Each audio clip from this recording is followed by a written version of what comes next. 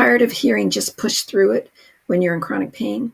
After working with chronic pain clients, I'm sharing their real stories and cognitive behavioral techniques that actually made a difference. In the next few minutes, you'll discover practical mental tools you can start using today.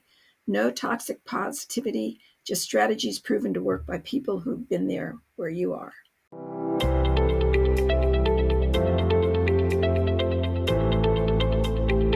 Greetings. It's nice to see you again.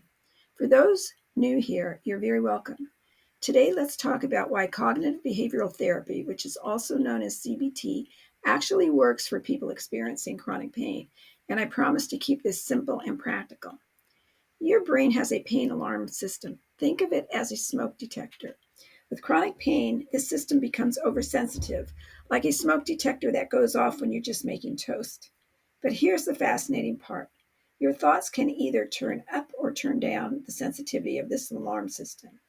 Research has shown that when we're stressed, anxious, or caught in a negative thought pattern, our brain releases chemicals that can actually amplify pain signals. It's like turning up the volume on pain. And this is where CBT comes in. When we learn to manage these thoughts, our brain can release natural pain fighting chemicals instead. These are like your body's own version of pain medication. Scientists have even brain imaging to show that CBT can change how the pain centers in your brain and is activated. It's not just mind over matter. It's about actually retraining your brain's pain processing system. This is why the stories and strategies I'm about to share aren't just feel-good techniques. They're based on how your brain actually works. Meet Ella, who lives with fibromyalgia. She used to have thoughts like, this pain will never end, and I can't do anything more. Through CBT, she learned to identify these catastrophic thoughts and replace them with more balanced ones.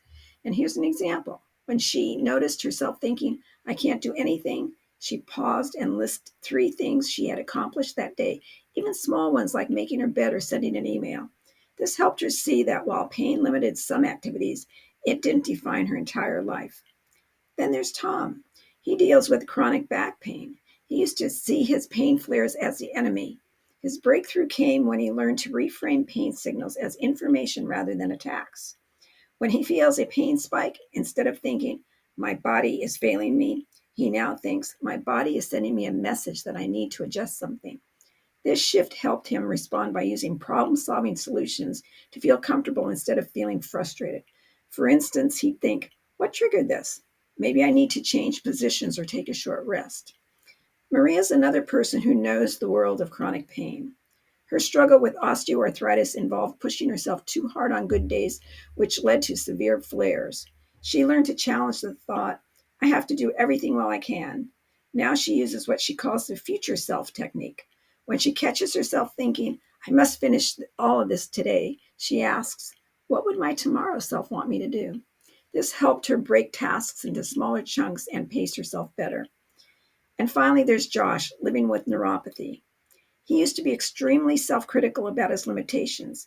He learned to replace thoughts like, I'm letting everyone down, with self-compassionate ones like, I'm doing the best I can with a challenging condition.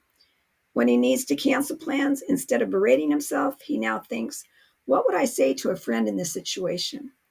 This shift has significantly reduced his stress levels and actually helped him be more active overall. Remember that pain alarm system we talked about? Each person I've just told you about used CBT techniques to turn down their brain's pain sensitivity in different ways.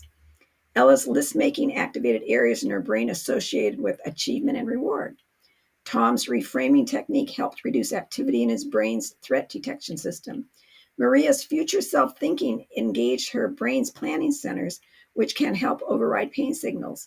And Josh's self-compassion approach actually triggered the release of oxytocin, a natural pain-fighting chemical. These strategies take practice, but they can make a real difference in how you handle both pain and stress. Start small.